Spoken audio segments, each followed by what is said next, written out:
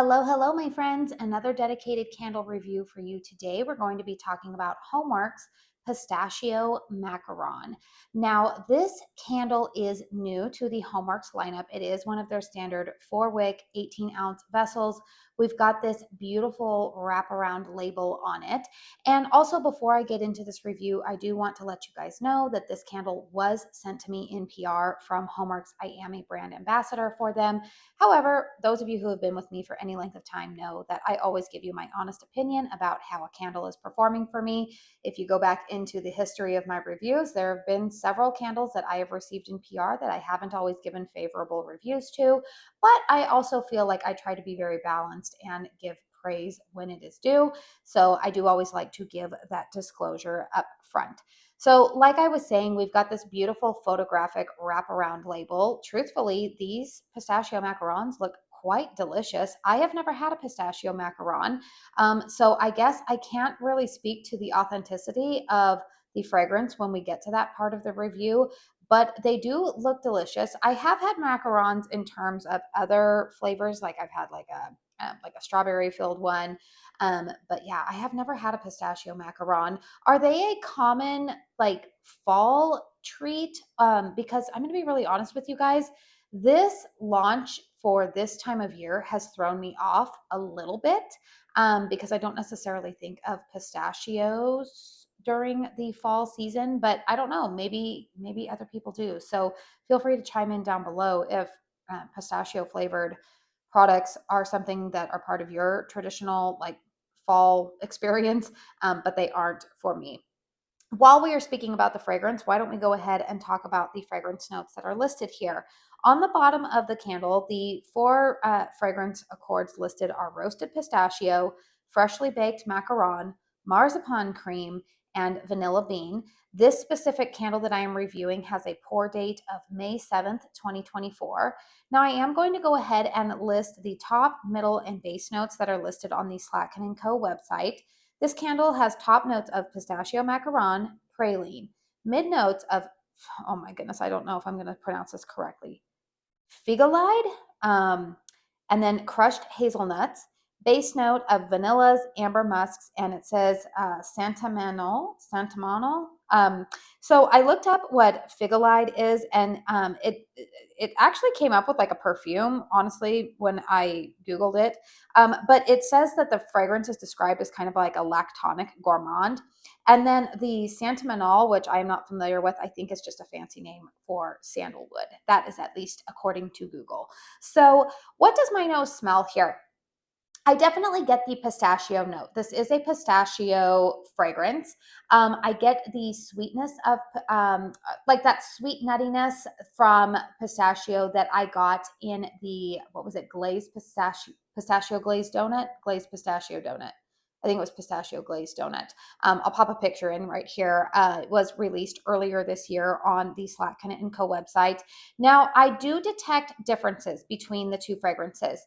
The glazed pistachio donut had more of it was very much a sweet pistachio glaze type of fragrance. I mentioned in my review of that candle that I was a little bit disappointed that it didn't have like a donut accord, which honestly kind of surprised me because Harry Slatkin is really good about nailing that kind of like fried bread accord.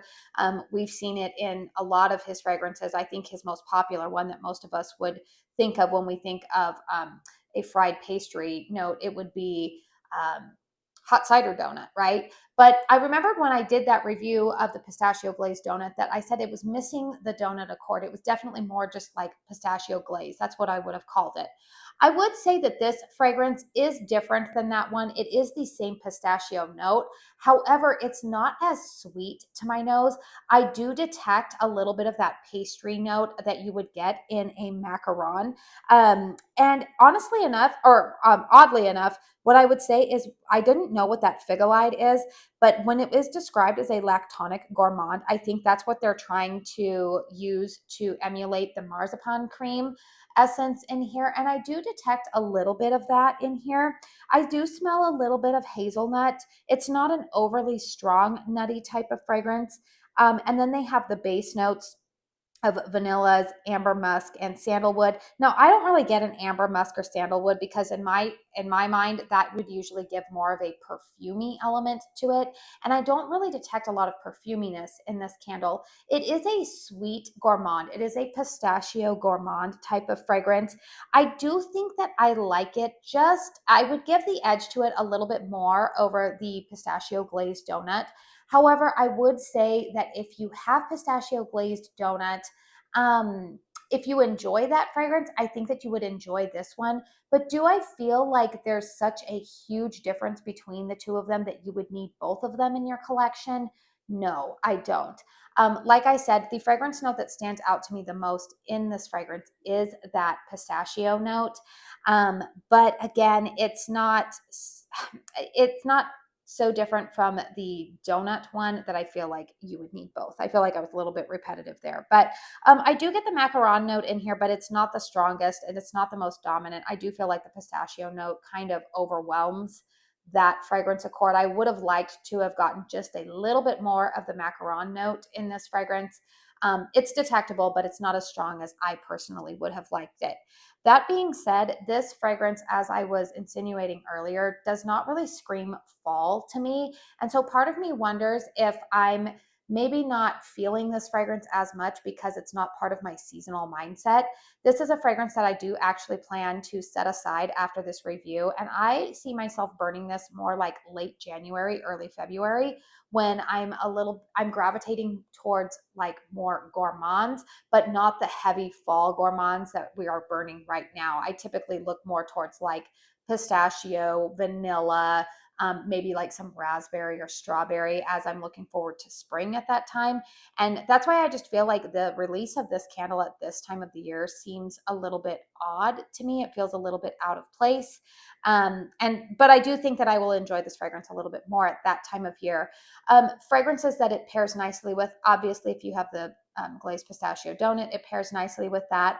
But also, if you happen to have Cozy Weekend, which I think just made its way back to the Slatkin & Co. website, that has kind of like an almond base to it. That one pairs nicely with this candle, as does if you already have in your collection the Bath and Body Works, is it toasted vanilla and pistachio and toasted vanilla. I always get it mixed up.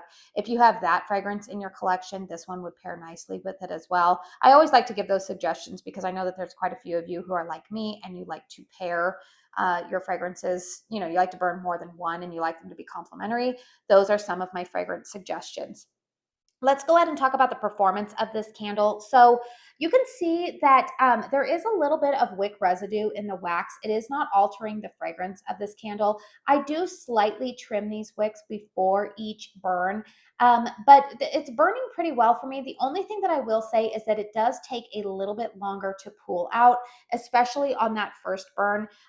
I have been pretty vocal about this with a lot of the HOMEWORX candles. The wicks that they have been using, I would say over the last year, they always make me feel a little like, oh, I'm uncertain at the beginning of a burn because um, when I light these candles up for the first time, they do tend to take quite a while to pull out. Now, successive burns do pull out a little bit quicker, but usually the first burns on a lot of these HOMEWORX candles, I do need to allocate usually at least 4, ideally 5 hours for a complete pull out, which, you know, goes against their recommended burn time, I think, of no longer than 4 hours.